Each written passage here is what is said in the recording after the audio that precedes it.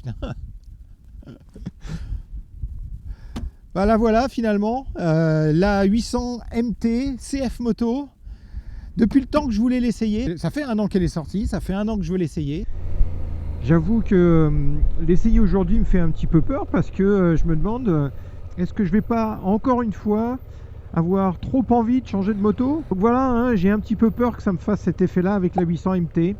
Bon, on verra bien à la fin, je vous dirai ce qu'il en est. Est-ce que celle-là va être tellement mieux que la mienne? Il faut dire que je me fais vraiment plaisir hein, en étant passé de la 650 MT à la V-Strom 1000 et que en plus j'ai changé il n'y a pas si longtemps que ça, hein, que quelques mois.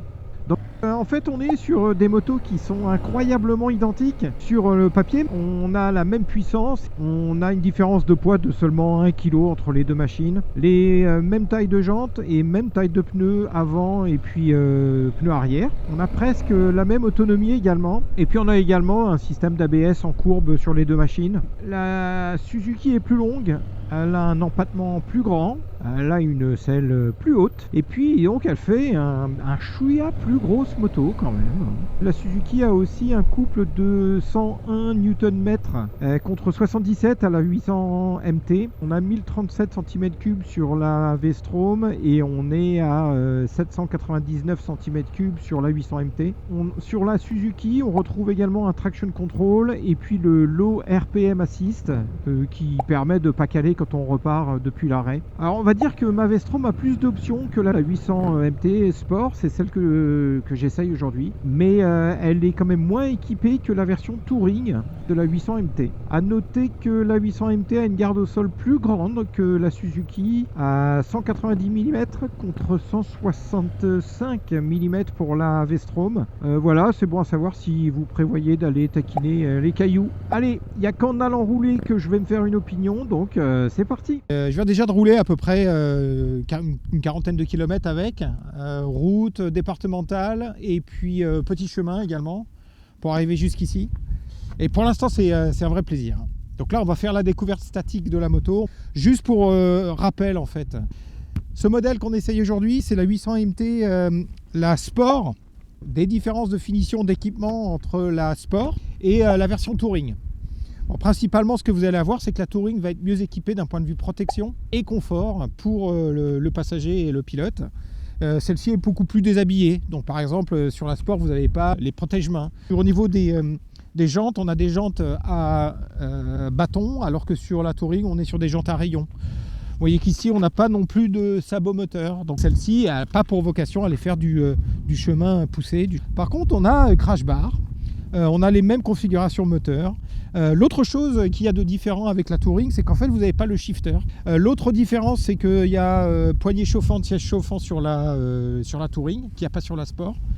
Et tout ce que je viens de dire là, à part la selle, je crois que c'est disponible en option sur la Sport. Donc si vous souhaitez la Sport à tout prix, qu'elle vous plaît bien et que vous voulez rajouter quelques-unes des options qui existent sur la Touring, c'est possible à part le siège chauffant. Donc moi je fais 1m70, donc pas très grand gabarit. Et cette moto a la possibilité d'avoir un réglage au niveau de la selle. Donc là la selle a été rabaissée de quelques centimètres. Et vous le voyez en fait avec le décroché ici. Ça me va plutôt pas mal, c'est qu'en fait on a une selle qui est ici, qui est quand même relativement large. Donc quand je la compare par exemple à la V-Strom a un siège près du réservoir qui est plus étroit. Et le fait qu'il soit plus étroit fait que même avec une hauteur de selle qui est plus élevée que celle-ci, on a la position au sol qui est quasiment la même. La selle rabaissée. Voilà, j'ai les deux pieds quasiment à plat au sol. L'autre chose que j'ai remarqué quand je me suis installé, j'ai l'impression que le guidon, bon, on est à peu près sur le même écart que sur la V-Strom. Par contre, il est légèrement plus haut. La V-Strom, on est peut-être à peine quelques centimètres plus bas, quoi. Mais il y a quand même cette sensation d'avoir le guidon légèrement plus haut. Et puis au niveau de l'assise, on a les genoux qui rentrent beaucoup plus que sur la V-Strom à l'intérieur du réservoir.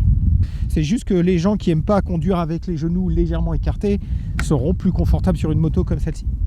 Après, elle est jolie, je veux dire, vous voyez, elle est déjà équipée, prééquipée pour y installer la bagagerie. Ici, elle est déjà prééquipée pour y installer les platines que vous vouliez mettre du JV ou du Shad, il n'y a aucun problème. Et puis voilà, c'est une moto qui est bien faite. On répète, un moteur de la KTM, celle 90. Donc c'est un moteur qui fonctionne. Là, je suis vraiment épaté. Cette mise à jour qui a été faite là sur la moto, donc il y a quelques jours, il y a 1 ou 2 jours, mise à jour qui concerne l'injection, les petits à-coups en termes d'injection qu'il y avait quand on remettait un filet de gaz. Tout ça c'est réglé. Moi je ressens rien du tout à part une moto qui est vraiment souple, très très souple, super souple. Bon, je vais arrêter de parler parce que j'ai envie d'aller conduire. Allez, c'est parti. On est sur une moto qui est quand même très bien vive. Hein. Un petit tour dans la poignée et elle bondit assez vite. Là, j'entends comme un petit sifflement du moteur. Je ne sais pas si on l'entendra bien à l'enregistrement.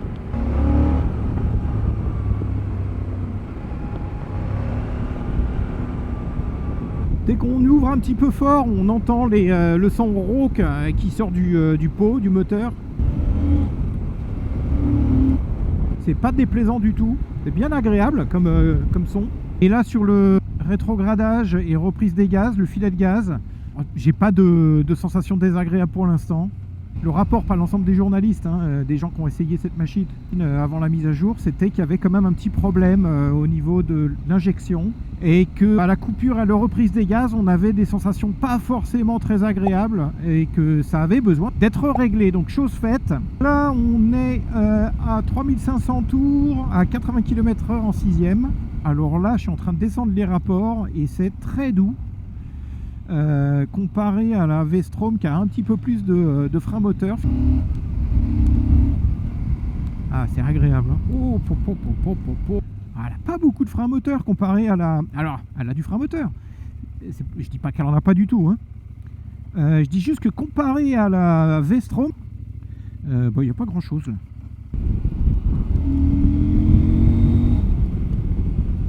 Donc c'est une bonne accélération. Hein. C'est vrai que ça me rappelle, en termes d'accélération et de puissance, on est sur quelque chose de très comparable au V-Strom. Très très comparable. On a les mêmes, j'ai l'impression qu'on a un peu la même courbe de puissance. Alors je pense que ça c'est un peu moins de couple bas dans les tours. Donc au niveau de l'injection, c'est quelque chose qui est assez linéaire. On sent que la moto se met en mouvement, mais on n'a pas de petits coups dans les reins, par exemple, comme j'avais pu le ressentir quand j'ai essayé la CF Moto, la 700 CLX Sport par exemple. J'avais vraiment ressenti cet effet, une différence d'injection à 4500-5000 tours. Et là non, au contraire, c'est très linéaire, c'est vachement rassurant, c'est très agréable. Et ça me rassure d'autant plus que c'est très proche, comme je disais tout à l'heure, du comportement de la V-Strom. Et comme c'est ma moto et que j'en ai l'habitude, celle-ci, j'ai l'impression d'être comme à la maison, on va dire. Allez, on va faire la montée à la volée.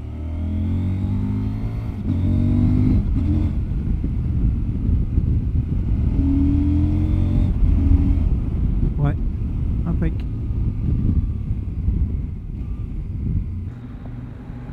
Franchement, c'est quand même un petit essai bien régalant pour l'instant. Ouais, ça me plaît vachement. Elle me plaît bien cette moto. On se refait un petit peu de ville. Hein. En ville, allez, c'est un petit vélo dès qu'on roule un peu. Très facile. Elle se balance toute seule. Alors sur le freinage avec le frein arrière uniquement et le frein moteur, je sens une vraie différence, vraie différence avec le V-Strom. Le V-Strom, on met du frein arrière et on arrête d'accélérer. Il y a réellement cette sensation d'être freiné. Avec celle-ci, non. Et là, j'appuyais assez fort sur le frein arrière. Il est passé tout de suite en ABS. Sur la CF Moto, sur celle-ci, il n'y a pas de traction control. Et donc, on se retrouve avec un véhicule qui a 95 chevaux et pas de traction control. Donc, pour moi, c'était un des trucs aussi qui m'embêtait.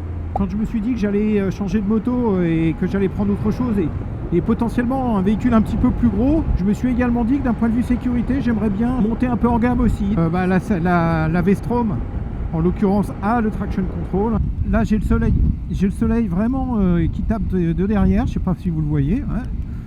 L'écran reste lisible.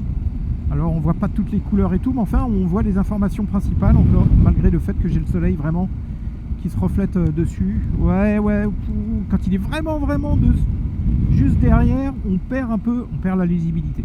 À partir du moment où ça il va y avoir un verre ou un plexi par-dessus. Je pense pas qu'il y ait un écran au monde qui continue à être lisible si on a vraiment le soleil qui tape pile en face, quoi. Sinon, il est vachement lisible. Je pense qu'il est un bon contraste. J'aime bien cette instrumentation là, blanc sur noir, avec quelques informations. En fait, finalement, le rouge, on voit pas trop. Ok, bon. On va essayer de passer un petit peu dans les menus là, tant qu'on y est. Ah, il me donne des informations, température de l'huile, voltage de la batterie, il me donne également mon autonomie restante, 145 km. Je vais appuyer sur 7, il n'y a rien qui se passe. La petite flèche peut-être. Ah, je reviens en arrière. Je ne sais pas trop comment on navigue dans les menus. Bon point pour elle. On va essayer de se mettre dans un autre mode, tiens. Donc comment est-ce qu'on va faire? Si je veux rentrer à nouveau, il faut à nouveau que je fasse 7, que à nouveau je rappuie là-dessus, que à nouveau je sélectionne un drive mode, et là je sélectionne mon drive mode, et là je vais appuyer sur 7, et là je sors, et là je ressors. Donc ça fait pas mal de clics hein, quand même pour aller changer son drive mode. Ça fait beaucoup de aller à droite à gauche sur ces deux petites molettes là. On a un limiteur. Allez, je suis à 80. Je vais essayer de me setter là. Tac. Voilà, je me suis mis à 85 à l'heure.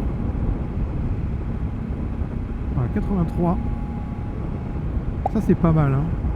Ça c'est une vraie différence par contre par rapport avec le V-Strom. Il n'y a pas sur le V-Strom le cruise control et c'est quand même franchement pas mal. Je pense que c'est en fonction des rapports. Ah, donc en troisième tu peux pas mettre le cruise control en troisième. En quatrième, paf, c'est dispo. Ouais, il fonctionne, impeccable, il est pas sévère, j'ai le droit. Bon, eh ben c'est ça. À partir de la quatrième, vous pouvez passer en cruise control.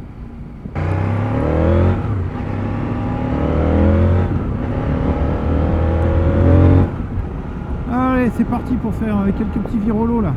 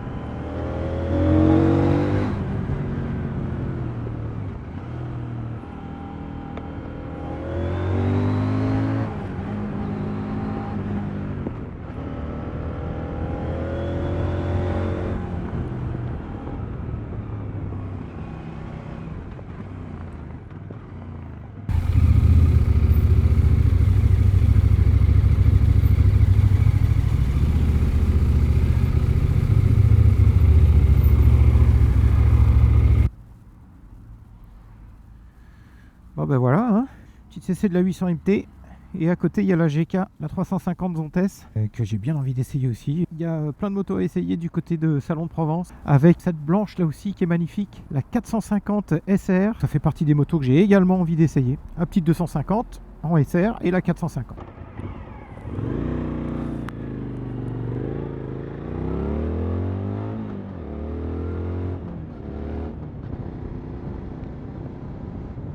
En conclusion, hein, par rapport à ma question d'avant l'essai, est-ce que je vais pas avoir trop envie de changer de moto? Est-ce qu'elle va être vraiment mieux que la mienne? Eh bien franchement la réponse est non. Ça ne m'a pas donné une envie complètement incontrôlable de changer de ma V-Strom 1000 pour la CF Moto 800 MT.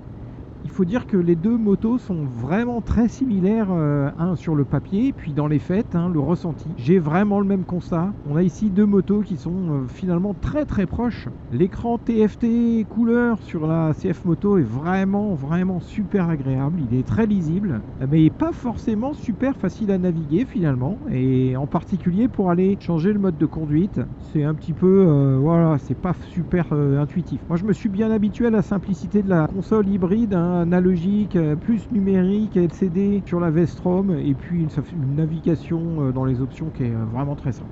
J'ai trouvé le freinage, en particulier du frein arrière, qu'il est quand même plus efficace sur la Suzuki. Et puis on a également une sensation de couple à bas régime qui est quand même un petit peu plus marquée sur la Suzuki également. Pour ce qui est de l'accélération, c'est très similaire. La prise d'angle et les tenues des trajectoires, excellentes pour les deux motos. On a une position assise qui est presque identique, hein. J'en ai parlé un petit peu déjà tout à l'heure. Elle serait complètement identique avec un petit rehausseur de guidon sur la V-Strom. D'ailleurs, je vais peut-être le faire parce que c'était bien agréable. Et puis, il y a la différence du bruit moteur. Moi, le V-Twin de la V-Strom, il a vraiment une sonorité particulière que j'adore. J'aime également bien celui de la 800 MT, hein. Ça me rappelle quand même celui de la 650 MT. Mais je pense que c'est globalement la sonorité générale de tous les bicylindres en ligne. Bon, pour finir, hein, j'avoue que quand même, si j'avais essayé cette CF Moto 800 MT au moment où je voulais changer ma 650, je pense que